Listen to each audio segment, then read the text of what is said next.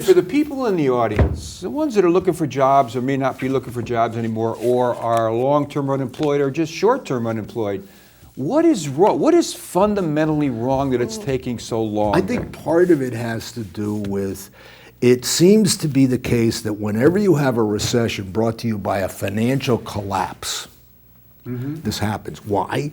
Because it takes a long time to repair the financial damage. There's still a lot of people underwater on their mortgages, okay? They're not building new houses. That's one thing. The second thing is that we don't have a consensus in Washington on what to do. So we did have stimulation back in 2009 through tax cuts and spending programs, but maybe it wasn't the right program, but it was the right idea. And there wasn't enough of it, and they pulled it back too early. So we should have had more stimulation. Maybe it should have been more tax cuts, okay? Maybe it should have been more infrastructure, but it should have been more, and it should not have been pulled back as quickly as it was. I think the scariest thing to me is, Nick, is that I even have to ask this question, is what we're looking at the new normal? I mean, are we looking at a situation where this is about what it's going to be for quite some time in terms of unemployment, in terms of job opportunities, in terms of underemployment and stuff like that? I think what you're going to, that's a really good question, and I think you're closer to the mark than you should be, okay?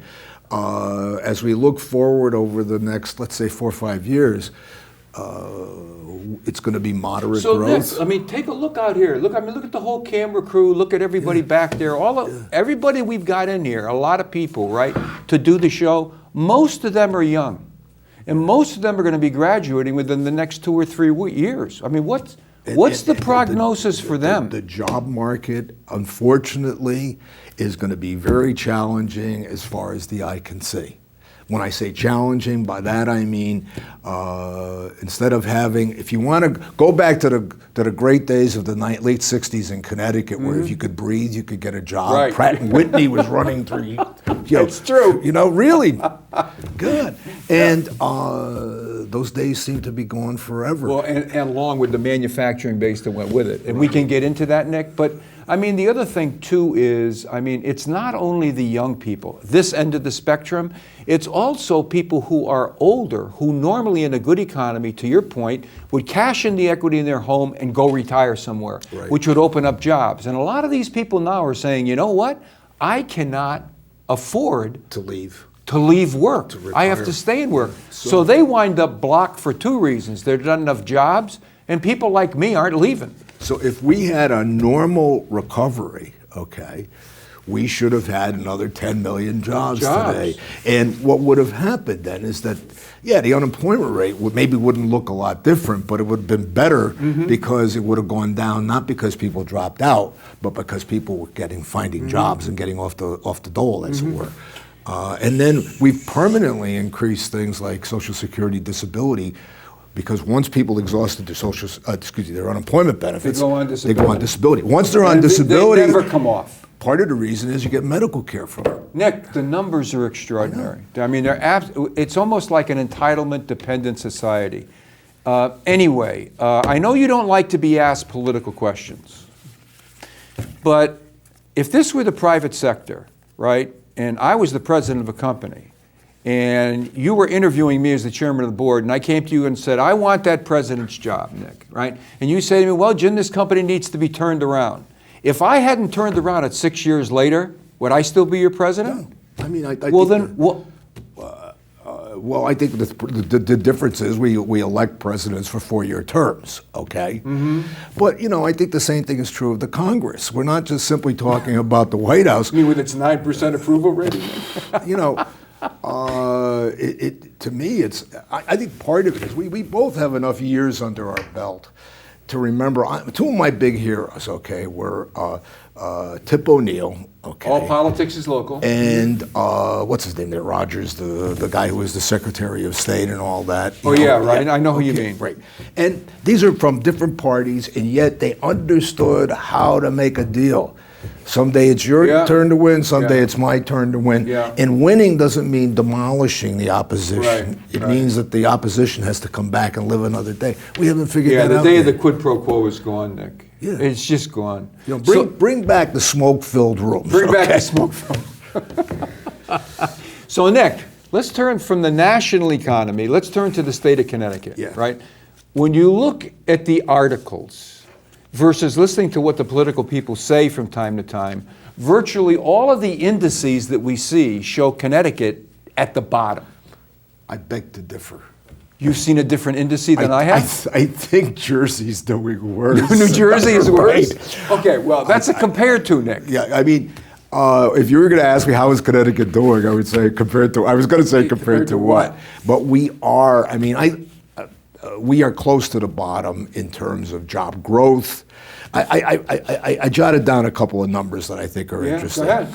All right, as of a month or so ago, the national economy had regained 100% of the lost jobs. Okay, as of a month or so ago, Connecticut had regained 55%. 55%. Okay, as of a month ago, the national economy was 1.7% ahead of a year ago in terms of jobs. That's a pretty decent growth. Yeah. Okay, Connecticut was 0.4. 0.4. 0.4. You know, we're not declining, but we're lagging in a slow-moving race. Okay, the whole country isn't moving along Well, rapidly. things usually move left to right. The Northeast is usually the last to recover anyway, Nick, and we're the last of the last. But I think, yeah, but I think part of that is of our own doing, Jim, and I'm worried about it. In other words, all right, the incoming governor back in 2011 had an impossible task, okay, because we went through 20-odd years of sweeping budget problems under the rug. Finally, the chickens came home to roost. It didn't make any difference who was governor. Getting rid of a $3 billion budget deficit was going to hurt. I think the real problem is that what we did about the future. And it doesn't seem to me that we paid enough attention to trying to regain competitiveness in Connecticut, okay? Now, what worries me a lot is after the gubernatorial elections, This year. after we're looking towards state budget deficits of Again, of $1 billion, Jim. $1 billion. You know, Even after the last largest tax. Exactly. That should not be. Now, who do we blame? Well, whoever was elected, both the legislature and the governor. And to me, people say, well, what would you do? What would you do? I would do what the private sector has done. Whatever the private sector has done over the last 20 years to restructure the way things are being done, to restructure the way people are paid, that's what has to be done. It's as simple as that. You know, I think Jack Welch gets a bad name. I worked at GE, one of the smartest guys I ever met. And yeah, they called him Neutron Jack, which I thought was a bad name, because what Jack really was, he was the consummate reallocator of scarce resources, okay? GE did not have unlimited funds, so what Jack did is he took it away from the units that weren't performing and put it into new units. Okay. Right. Well, it's, you know, we were talking about the younger ones a minute ago and the general unemployment situation. I mean, they're in a state where I work with a lot of young people a lot, Nick, and I have to tell you that we've had net out migration for a long period of time, and when we start losing the young ones, there's not much to replace. I mean, Connecticut is getting older all the time without refreshing. Look at the two of us. Look who's talking. Look who's talking, Nick, exactly. Yeah, you know. All right, well, let's leave Connecticut, because I mean, I think... I love it here. I think with the right kind of actions, we can get back on track. Nick,